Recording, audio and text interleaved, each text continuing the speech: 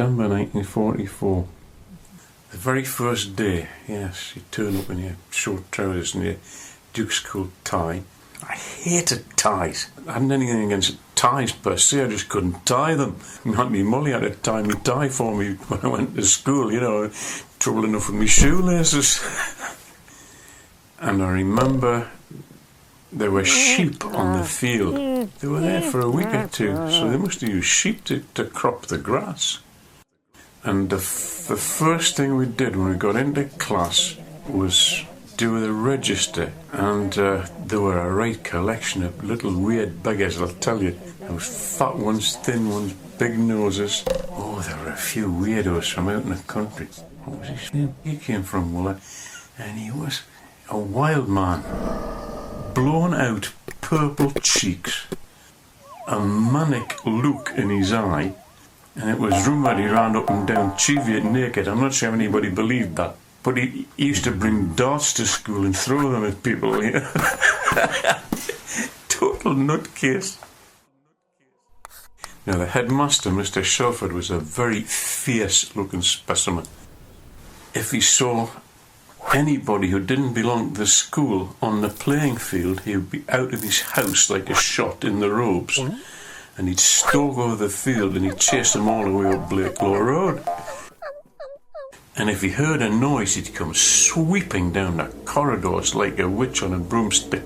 An Old Testament prophet swishing the cane and the robe flowing out behind him. And he'd dart into the first room he came to, lift up the nearest boy by the collar and take him out in the corridor and whack him with the cane. And that was his method. Marvellous. Marvellous. And when he left, he'd gone round the desks in the first form and left bits of pieces of presents in the desks. I remember I got a couple of fountain pens. I think I've still got them. Wonderful man.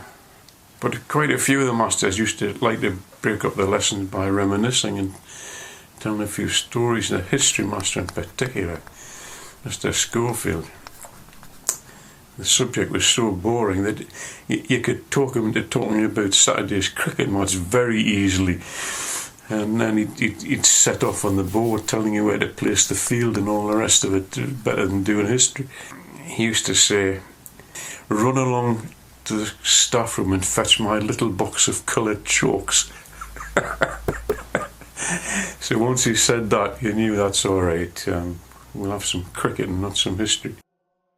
Dusty Miller, the maths teacher, was a huge bloke, great big hunched broad shoulders. He'd been a major in the First World War. You didn't mess with Dusty, I'll tell you. He'd put your head between his knees and wallop you on the backside. That was his method. One or two of them used to throw the blackboard duster around the room. That was quite entertaining. Wake up at the back there, and keep your eyes open and your mouth shut and all this sort of stuff. And they all had their pet catchphrases. I remember the day I left school and I was so pleased to leave. I pinched a clapper out the school bell and dropped it in the bucket of ink, so I don't know how long it stayed there. I took great pleasure in that, because I remember saying, well, that's one thing you're not going to whack me for, because you never catch me.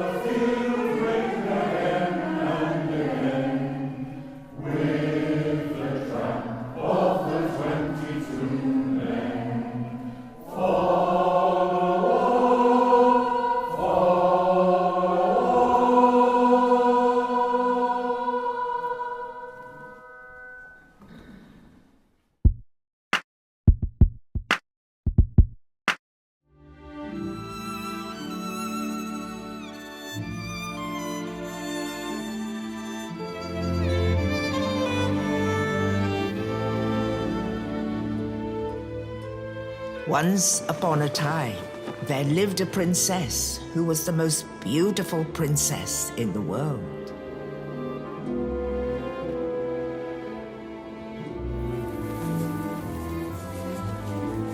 And kings from all lands came to woo her for a bride. But she was as proud as she was beautiful and scorned all her suitors. And when her father urged her to choose one of them as her husband, she said, "I will not wed until a king comes who can conquer all kings. Then I shall be the wife of the king of the world, and no one can hold themselves higher than I." So every king went to war to prove that he could conquer everyone else. And there was a great deal of bloodshed and misery. But the proud princess did not seem to care. She and her maidens worked at a wonderful lace veil, which she meant to wear when the king of all kings came. It was a very beautiful veil, but her maidens whispered that a man had died and a woman's heart had broken for every stitch set in it.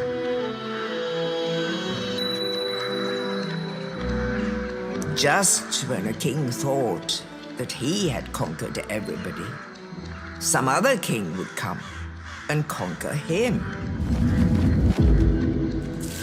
And so it went on until it did not seem likely the proud princess would ever get a husband at all. But still her pride was so great that she would not yield, even though she was hated bitterly for the suffering she had caused. One day, a horn was blown at the palace gate, and there was one tall man in complete armor with his visor down, riding on a white horse. When he said he had come to marry the princess, everyone laughed, for he had no retinue, and no beautiful apparel, and no golden crown. "But I am the king who conquers all kings," he said. "You must prove it before I shall marry you," said the proud princess. "I can easily prove it, beautiful princess, but you must go with me to my kingdom for the proof. And if you are not satisfied then that I am the king who conquers all kings, you may give me back my ring and return home free of me forevermore." She consented, and her maidens dressed her and put on the long lace veil that had been so many years a-making. Then they were married at once, but the bridegroom never lifted his visor, and no one saw his face. After the wedding, the bridegroom lifted his bride before him on his white horse, and her father and all the members of his court mounted too and rode after them. On and on they rode, and just in the twilight, they rode into a dark valley filled with tombs and graves. "Why have you brought me here?" cried the proud princess. "This is my kingdom," he answered. "These are the tombs of the kings I have conquered. Behold me, beautiful princess. I am death. Come to my arms, my bride. I have won you fairly. I am the king who conquers all kings."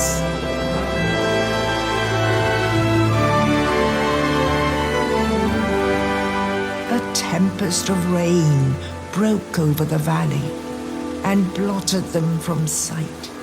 And never, never again did human eye behold the proud princess. But when those long white clouds sweep across the sky, the country people in the land where she lived say, "Look you, there is the wedding veil of the proud princess."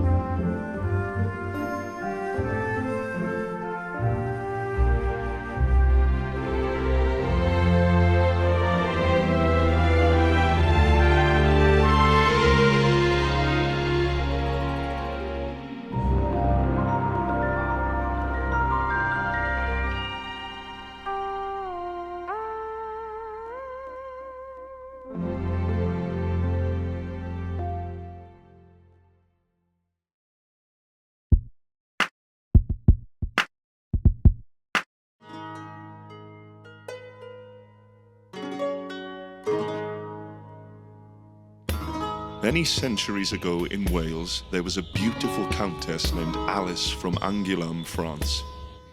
She was married to the Earl Gilbert de Clare, who had built Caerphilly Castle. Alice liked life at the castle. She would feed the swans around the moat and watch the heron fly up into the sky. But as the years passed, Alice became bored of life in the castle.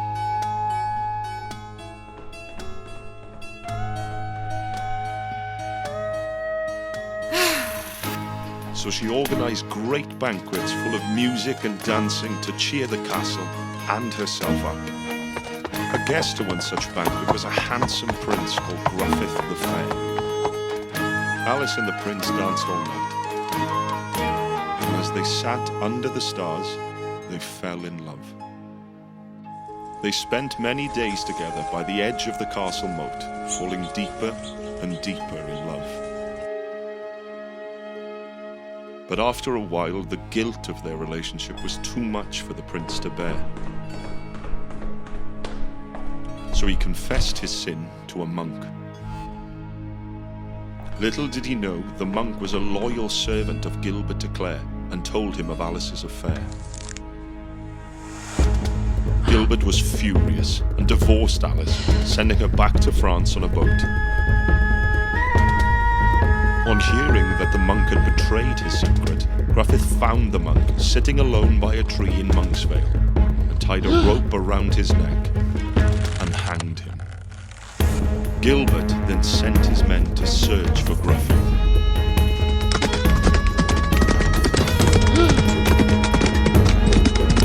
Bringing him back to the castle to also be hanged. When Alice heard of the death of her lover, she was devastated and died instantly of a broken heart. Her spirit returned to Caerphilly Castle, where she spent her nights looking out from the castle walls, waiting for her true love to return. Many years passed, and it is said that if you wander too close to the castle walls, the ivy will leap out and grab you, in hope you are a long-lost love. Today, centuries later, if you look up at the castle tower, you may see the Green Lady. However, the tower now leans a little, with the weight of her sadness.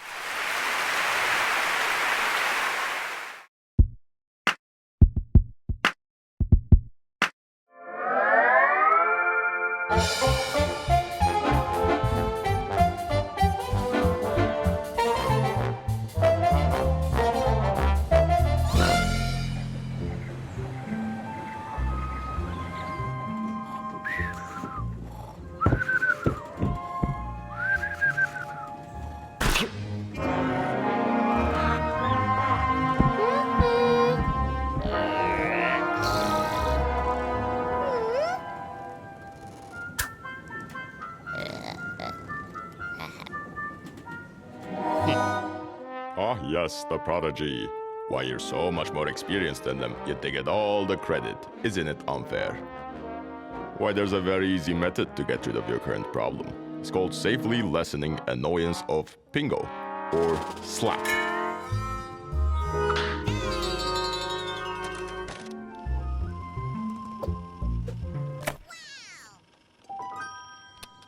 Why, that's a great idea. Time for the execution.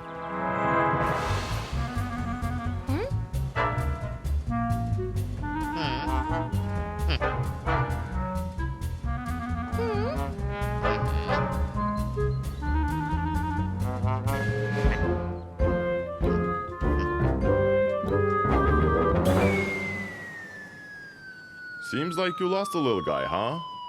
Oh, you want my help? Here. Now you can see. Ow!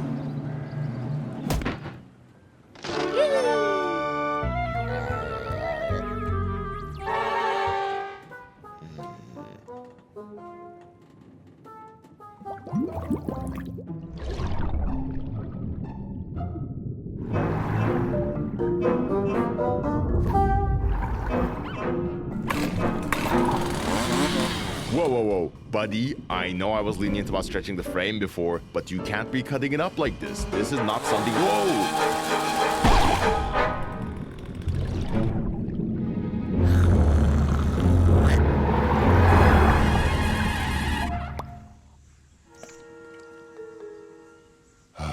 Come here.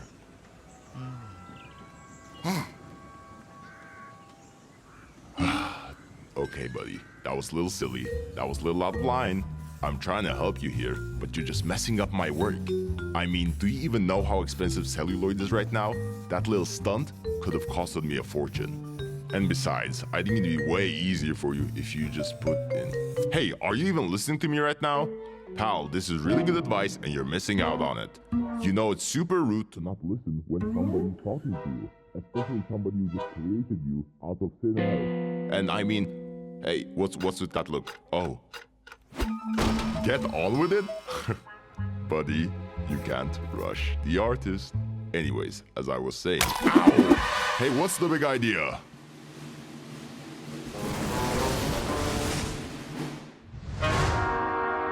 Wowee, you've really proven your proficiency with that pen you just so rudely stole from me. Anyways, can I have it back now?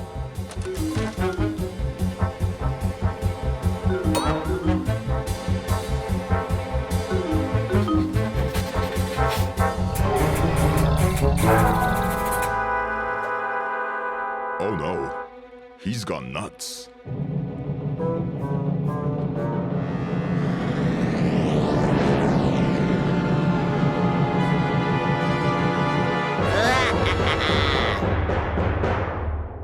Well done, I give kudos to your imagination. But there's just one little thing I would change about this, and I would move this little piece right here.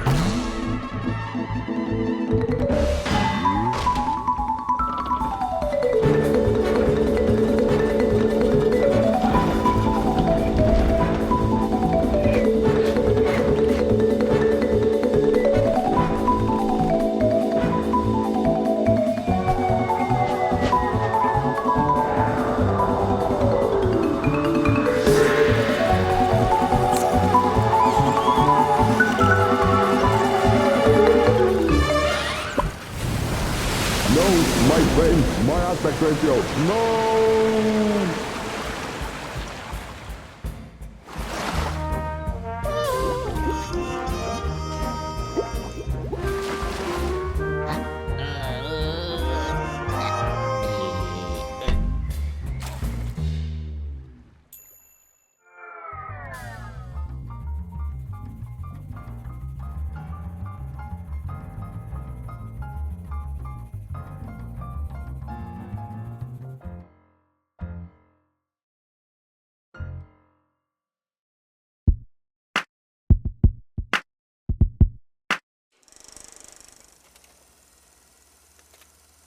Next, we have the praying mantis, which uses its powerful forelegs to ambush its prey.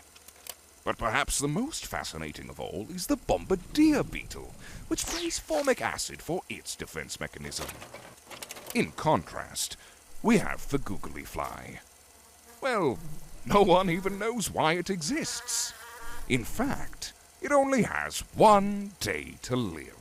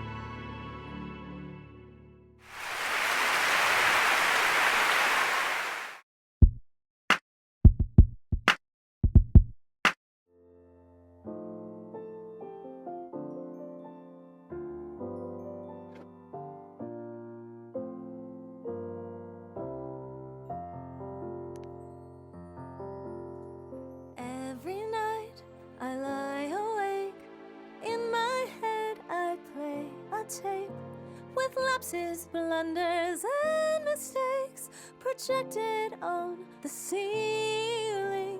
the same thing on a different day. Where there's a will, must be a way.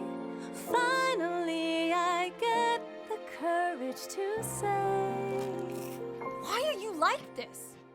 Who? Me? Yes, you. I'm not even doing anything. That's the point. You stay up late, though we work at 8. You are always making us tardy. And you ate the cake, the one I baked, for Kelly Shepherd's birthday party. When I got to the park, we sang happy birthday to her in the dark. Without a cake to place a candle, was that too much for you to handle? Now Kelly hasn't spoken to me since. Why are you like this? Well, in my defense, I can't read. I'm a monster. And second, you're a very good baker. Oh, I wasn't done. Time and again, you're late on the rent, but you're always buying things you don't need. To add to the stress, our place is a mess, as if there's nobody around who can clean. Dishes you leave in the sink sometimes makes me think that I'm a scuba diver in the deep, seeking treasure I could keep, but it's only plates and cups in the abyss. Why are you like this? I was gonna get to those dishes. I have a lot going on. Like what? I'm still working on that part. What do you have to say for yourself? Listen, I can explain. Don't you ever think about anyone else? Never meant to cause you pain. How come everything you do will always be wrong? Make And sense, I'm the be less one aggressive having and to not follow so along. defensive. We could be better if we were together. There's not a storm that we both couldn't weather. We're the best, but still the question is, why are you like this? This isn't about me, it's about you. Oh, really? I was just following your lead. Can I ask you something? Fine. Have you ever spoken to a professional, like a therapist? No, I can't say that I have. Then let's pretend. What brings you in today? Guess I'm feeling some guilt about the way I'm portrayed. How long have you felt this way? For as long as I know, but at least since second grade. How would you describe your life? A big crap And tell me something that you like. to take naps. And how did it feel when you realized I don't exist? What? And that's why you're like this. What do you mean you don't exist?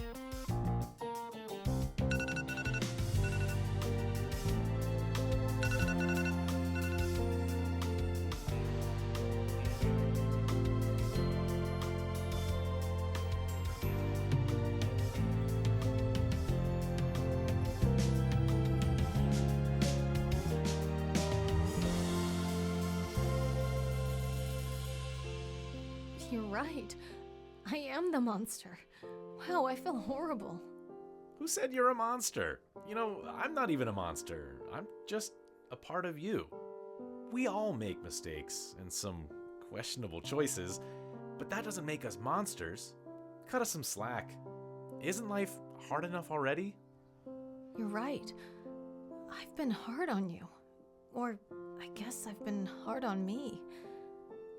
Sometimes I mess things up and I do things I regret. But I can still try. Try to be better, kinder, be more myself. I'll do it. I'll keep trying. I mean, we all make mistakes, right?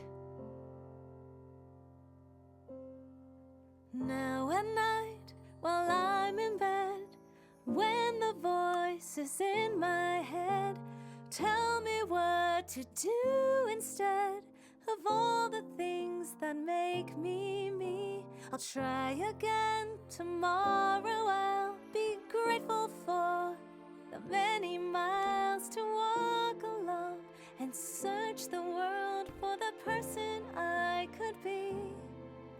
It's okay that I'm like this. I'm okay